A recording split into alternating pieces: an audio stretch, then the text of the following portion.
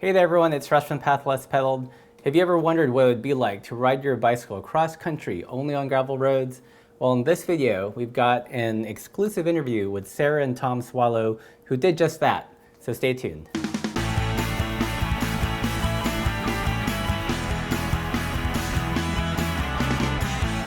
So Sarah and Tom just wrapped up their cross-country trip, and as luck would have it, we were able to get them into our small studio and do an interview. The interview lasted for almost an hour, and the content was so good that I thought that the best way to share the interview would be to almost treat it like a podcast.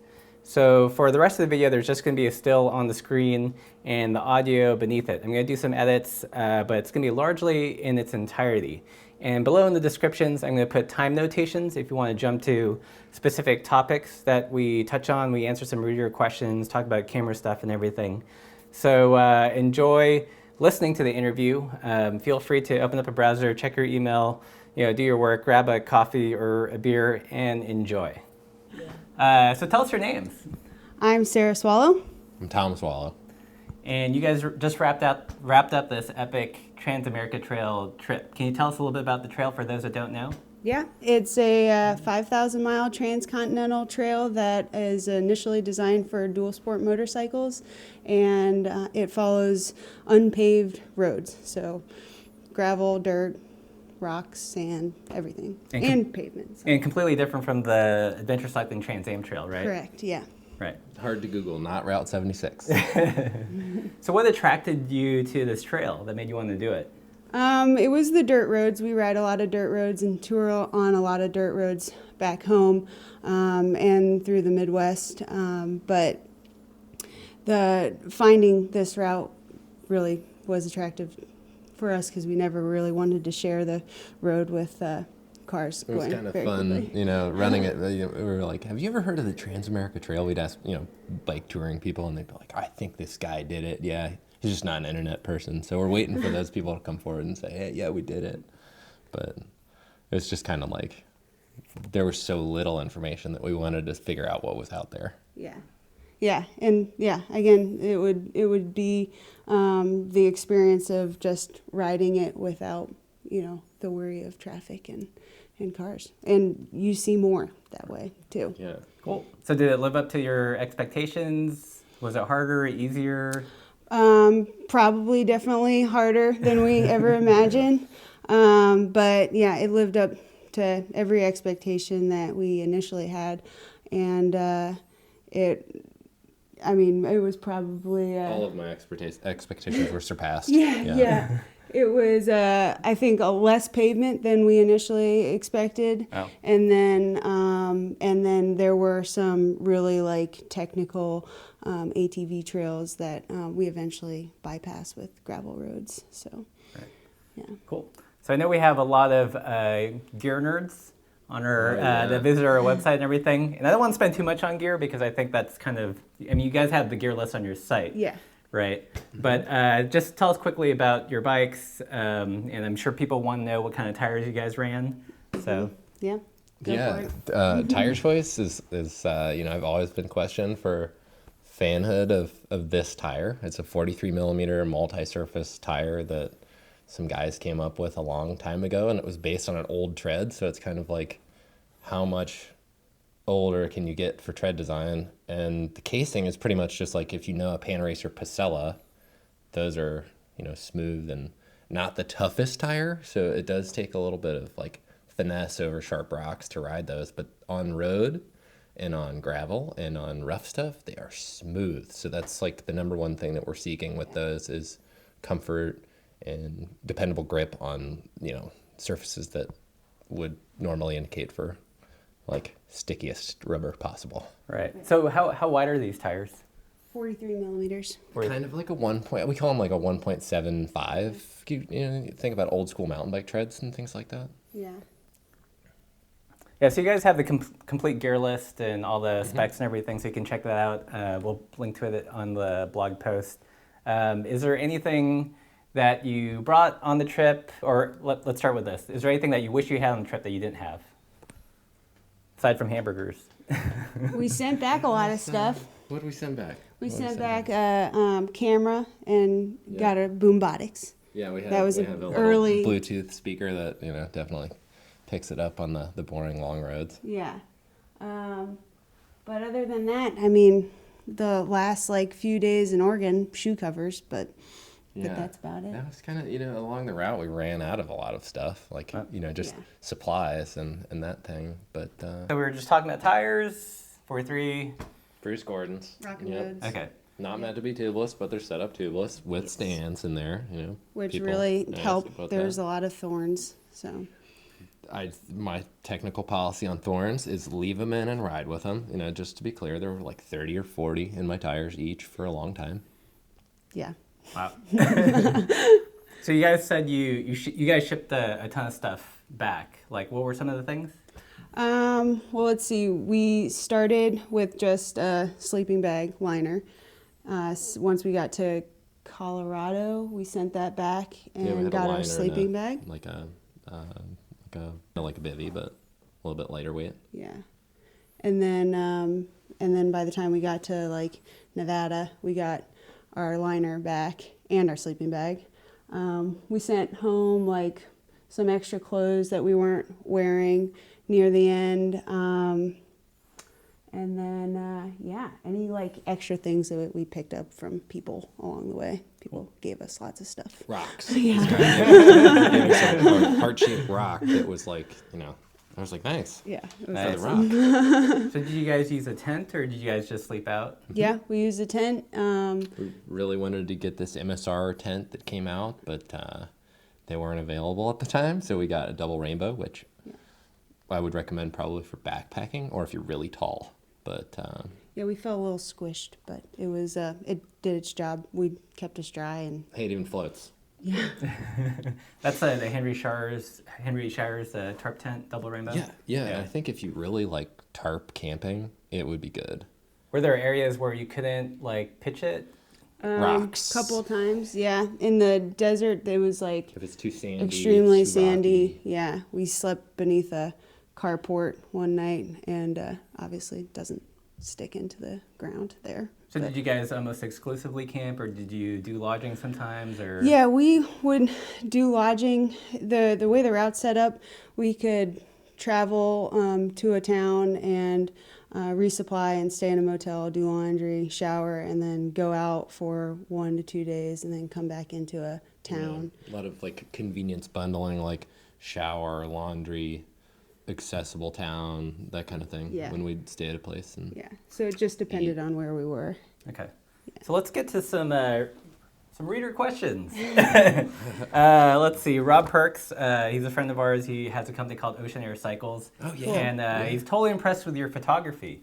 So he wants to know if either of you guys were formally trained or if it was just a passion or... No, I mean, over the years of riding, we just got really hooked on taking pictures. And, we started with an iPhone. And then for this trip, we got a nicer camera. And then, I think probably the only ingredient, well, riding while taking photos is Yeah. the number one ingredient. And I think all of our photography really is that a lot of those photos are taken like while we're pedaling.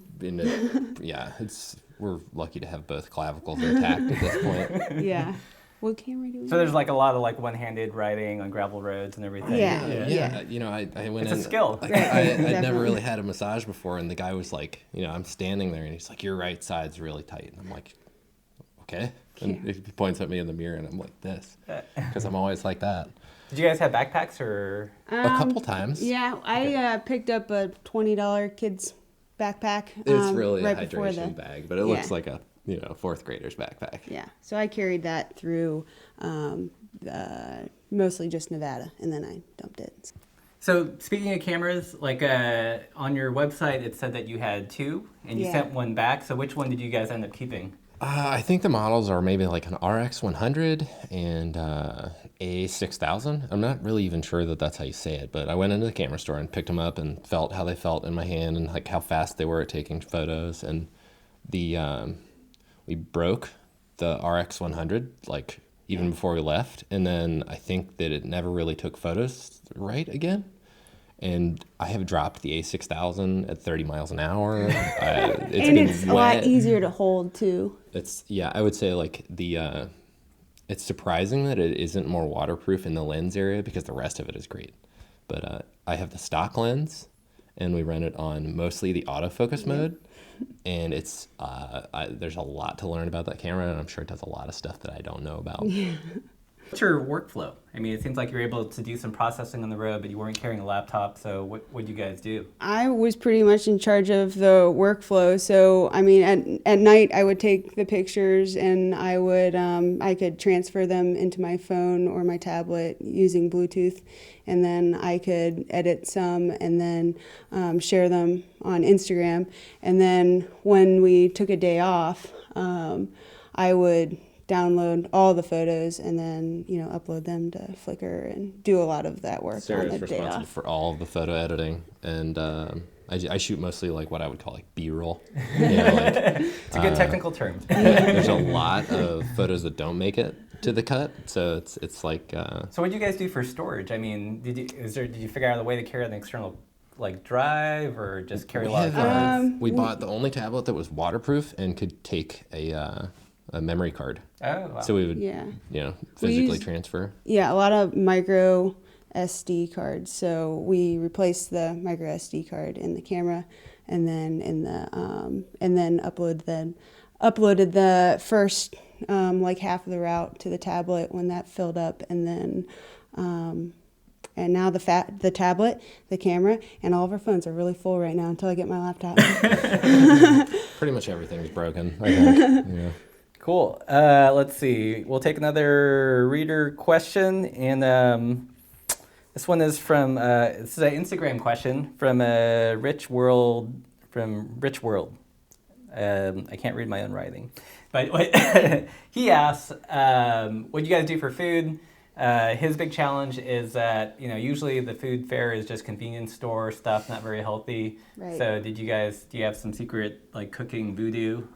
Unfortunately, the cooking situation was learning in progress. So we ate a lot of convenience store, restaurants, whatever they had, That, and the thing is, like, a lot of times there weren't choices. So it was like, do you want fries or chicken fingers? And it's like, there's a lot of antioxidants in that. Mashed potatoes, corns, fried chicken, And then for camping, we just whatever the stores had. So sometimes it was ramen noodles, pasta, roni. Yeah, we did a lot of macaroni like and cheese. dry carbohydrates because our friend told us that he did the PCT, decades ago on Kraft macaroni and cheese blue boxes. Wow. So he did that.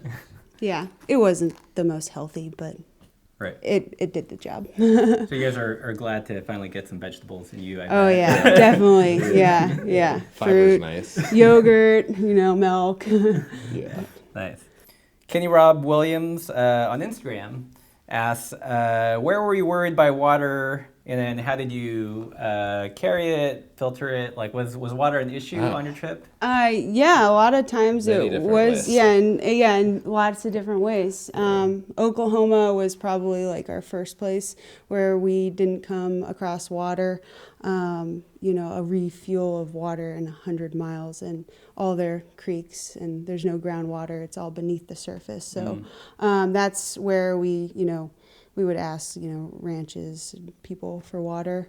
It's a real treat to talk to somebody in the middle of nowhere, and they supply you with they'll bring you things aside from water, like cookies and things like that. So. Yeah, and the further we got into Oklahoma and New Mexico, we used windmills that pump the water from the ground.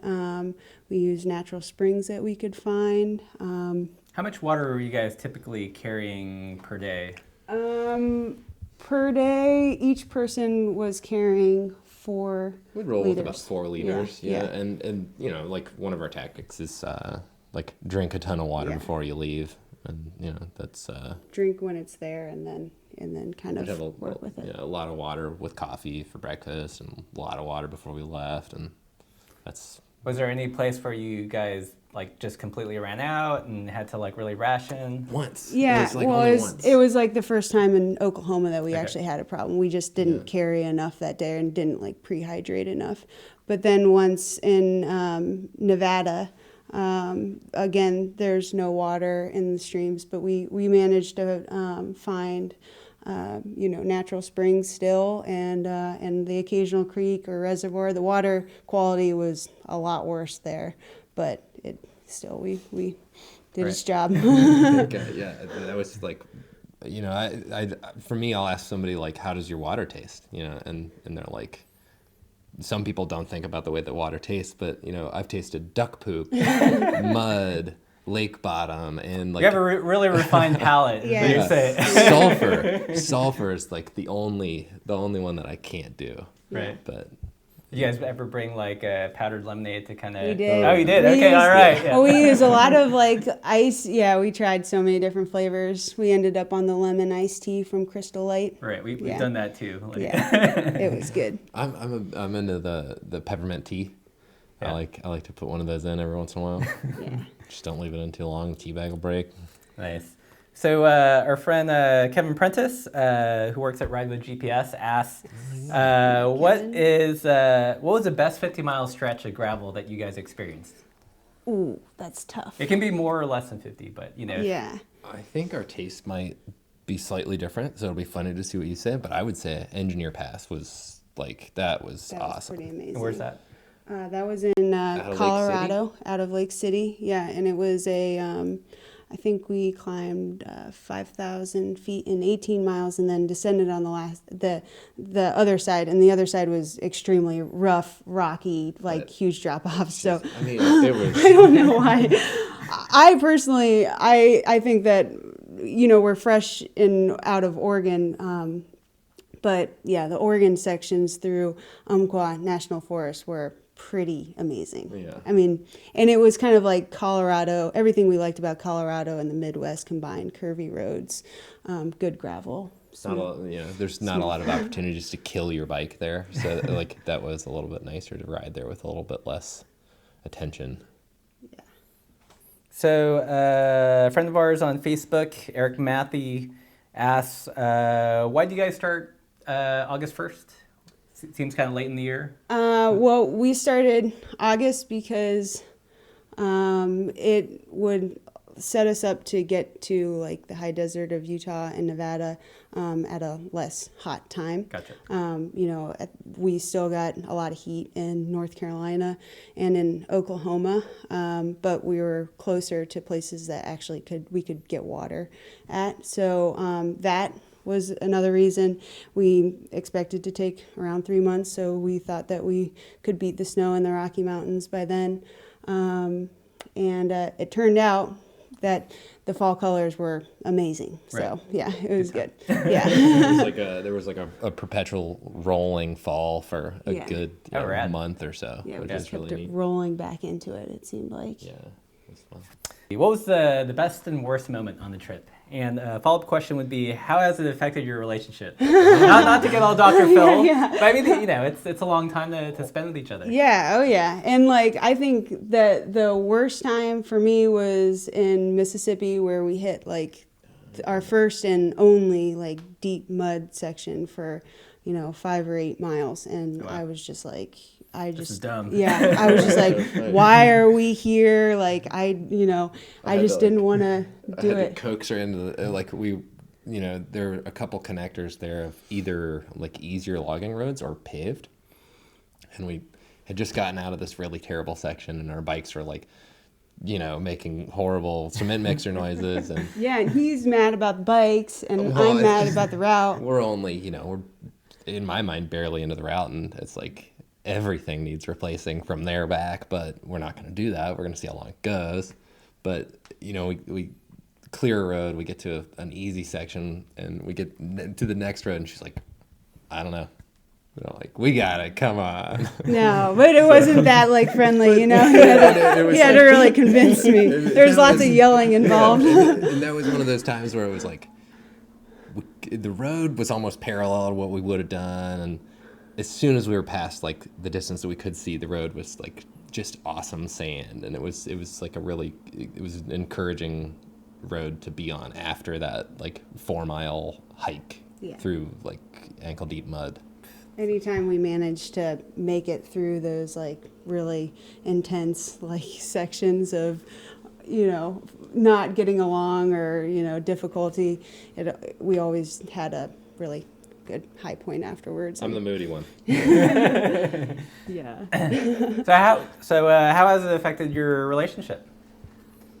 We have since we, started dating, we've been together an abnormal amount, I think, for a lot of couples. Yeah, we work together, so we're around each other all the time. So it's not, this was not an unfamiliar thing for us, but to subject ourselves to so much difficulty together was, because we handle it in our different ways. And so we had to make sure that we gave each other, the space that we needed at the time that we needed, and then and come back together. But just lots of communication, and yeah, we're closer together. I know how to. Yeah, I have a tendency to get hangry, so Sarah fed me a lot. I do that too. Yeah, I don't even see it coming sometimes, so that Did causes you ever have, issues. like, I know that this happened to Laura and I where, like you said, like you're together all the time, that you just had days where you didn't really speak to each other, and just to kind of have like... I'm a pest. Yeah, Tom really likes to talk like all the time. So sometimes I would like,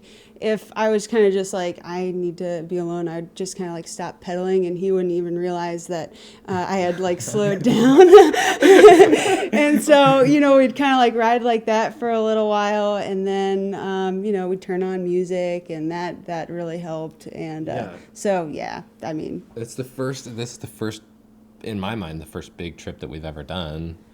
And, it was kind of just applying the tricks that we learned for 3-day trips over and over, and, mixing those together and seeing how they turn out. So whether that's mixing like Kraft mac and cheese powder and ramen noodle powder or whatever, there's just, the little tricks. We like to, we make this thing called potato slurry, where it's just like the instant mashed potatoes and put in some protein or vegetable or something. That's like our go-to. Oh, yeah. That sounds good. Mashed I baby like reds mashed potatoes, from, yeah. I think, Idahoan. Mashed baby reds. Yeah. Somebody gave us a pack of those, and we really liked those. And other friends have told us to put beef jerky in there, but that's just few and far between for us. Yeah. So Laura has a question. Yeah. I want to know about the communities that you went through.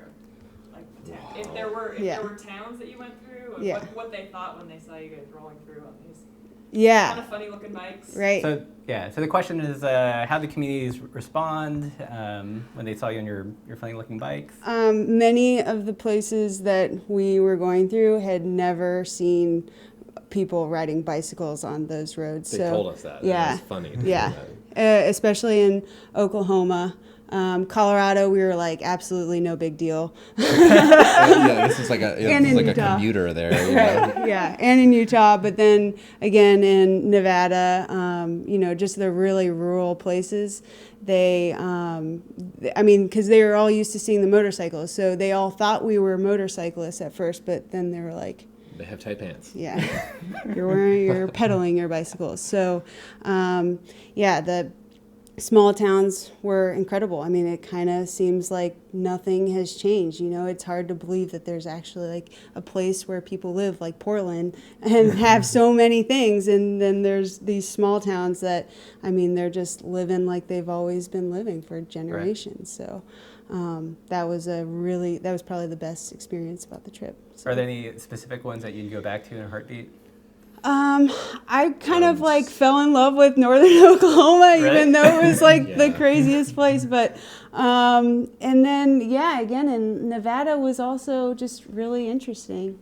Yeah, it's the places that I probably like least expected to enjoy were really nice. And then the places that I was like, we're going to get to Moab and we're going to, ride a section of the whole enchilada on these. And, by the time we got there, I was like, well, I don't know. It's okay.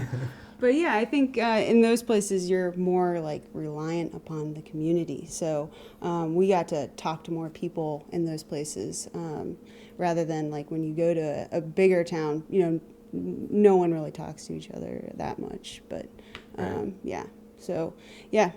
small towns. It is They're a awesome. spectrum. Yeah. So we saw that you guys stopped around Tellico Plains. Yeah.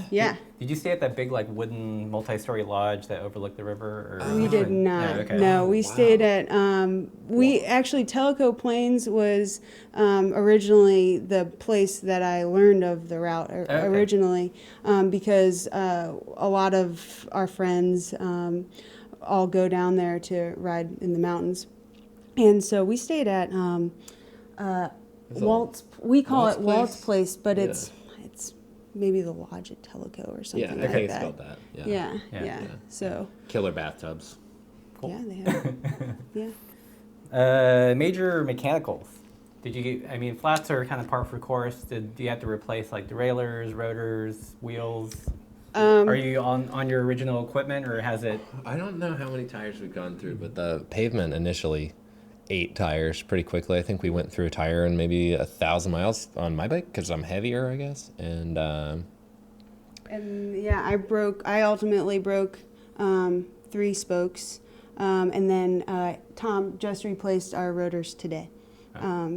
So how do you handle? Did you just carry spare spokes, or have resupply drops, or? I had 3 spare spokes, one for each of the lengths that this bike has, and just kind of timed everything so that we got done right as everything wore out again. So like our cassettes and chains are probably tired at this point, and we replaced our chains once. Once. Once. And the mud, like if we had several more days of mud, I think we'd be on 3rd chain or second cassette by now for sure. How many pairs of tires did you guys go through? I am on number 3 for the rear and number 2 on the front, and she's on 2 for the back and 2 on the front. Yeah. I think so. Yeah. Yeah. And he fixed our spokes faster than his flats, so wow. I feel like he ultimately. I'm not that slow at changing flats. It's mostly like there's like an emotional refractory period after getting a flat for me. Like, I just want to sell my bike as soon as I get a flat. And cool. Can you tell like one story, like your favorite story or even just retell about ending in a puddle?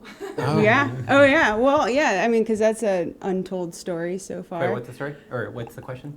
Oh, just tell a story. Yeah. So tell us the story from the road. Well, since we haven't shared our Oregon experience yet, we kind of like, once we left Nevada, it started getting really cold. We were still at like 4,000 feet of elevation, and the mornings were like frosty, and we were just, not equipped with, extreme weather clothing. So we kind of decided to, get things moving again to get through Oregon. So we rode our longest distance since Oklahoma to get to the Cowboy Dinner Tree, which is along the Oregon Outback route, which we'd been to when we did it.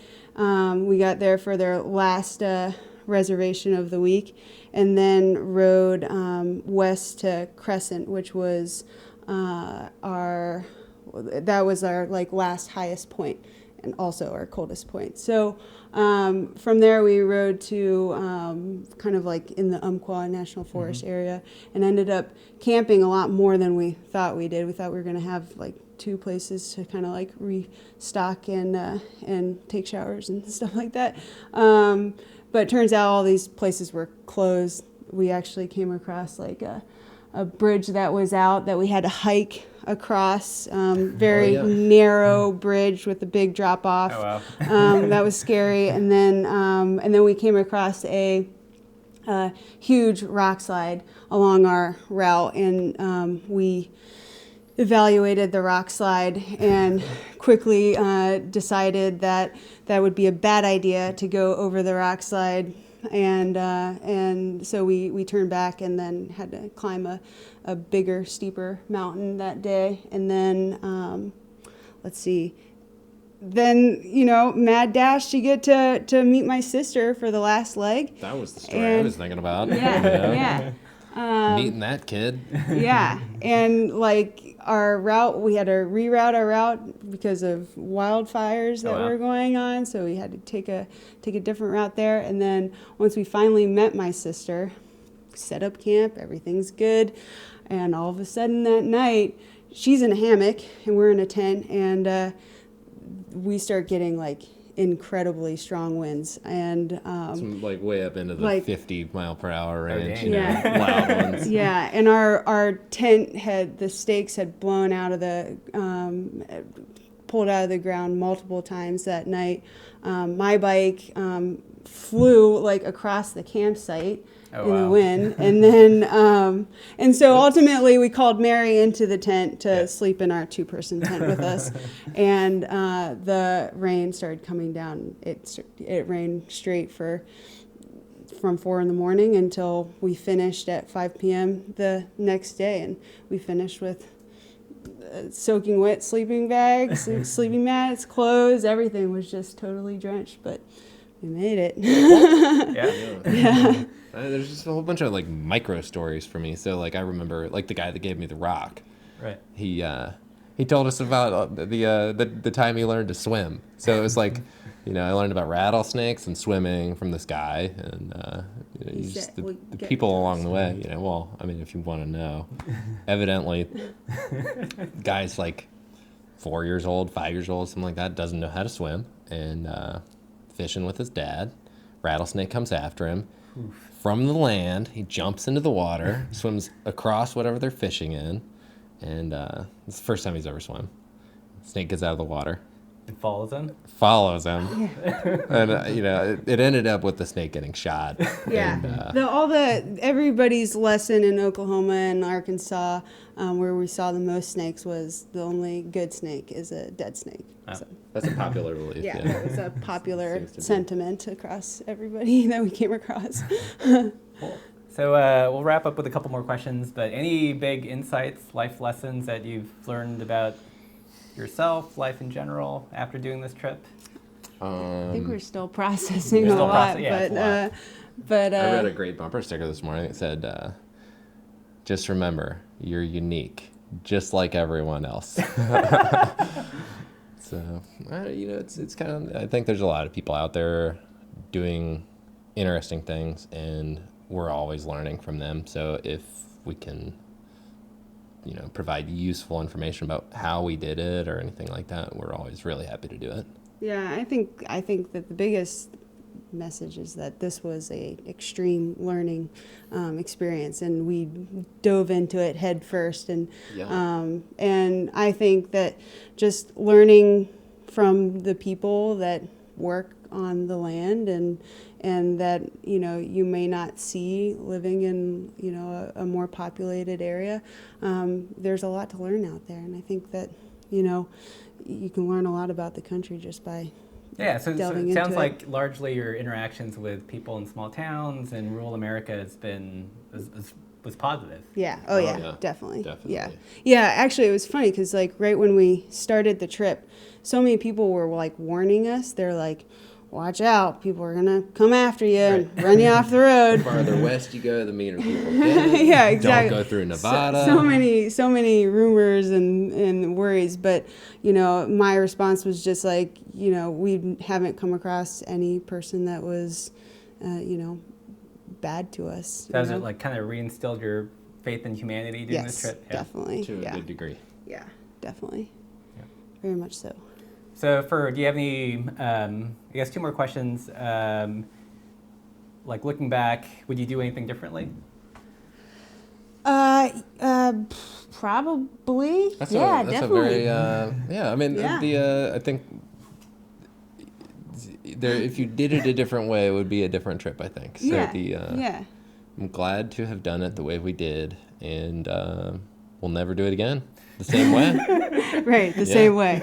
Yeah, I mean, there are so many things that we said that, you know, would make this trip, you know, impossible when we were riding, and so many things that we had doubts about, but, you know, we made it, and it, you know, it all worked out, and so. I think the timing of the trip might be optimal, Oh, yeah. given the reports that we've had and the pictures that we've seen from people along the route, the motorcyclists, because, well, If you, I mean, any the later mud, and we would have gotten snow and temperatures we couldn't handle cold-wise, and then any earlier and I mean, a week before we were in Mississippi, there was impassable mud. So we really lucked The out. mud situation is like a serious situation on this route, and you know, the sand too. We really hated the sand, but we managed to get through the sections. They weren't extremely long, but mud would stop you in your tracks. Yeah, I'm hesitant to say that there would be a perfect bike, or that our bikes were imperfect, but I would say that, you know, we talked about easier gearing, fatter tires, probably a little bit, and you know, just the emphasis on how comfort influences our ability to cover miles. And, you know, if it's not a chore to ride the bike, then it's you know, just allows you to focus on all the other stuff you have to do to go.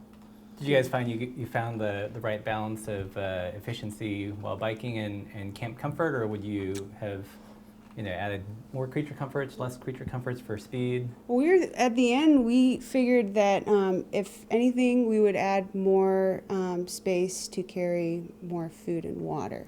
That way, we could cover long stretches at our own pace rather than like having to get to the next place. I think the trip was really useful. Like, I think both of us are kind of like, we look for excuses to ride bikes more than anything. So if we race, we've gained a lot of experience for that. And if we take up more of like, I always thought like that this was a camping bike, and now my definition of camping bike would be like, you can carry a lot of stuff. Yeah. So, but we wouldn't want to carry too much more, but just a little bit more, I would think. Yeah. Definitely started out with the little boombotics thing. Yeah. No, I think the boombotics has to come too. Yeah. I don't. and, you know, that, you know, cycling back to the whole like bike choice thing, I think for me, cycling has to be fun. Otherwise, I've got better stuff to do, you know, like fish and shoot rattlesnakes. Right. So if it's fun, it's easy.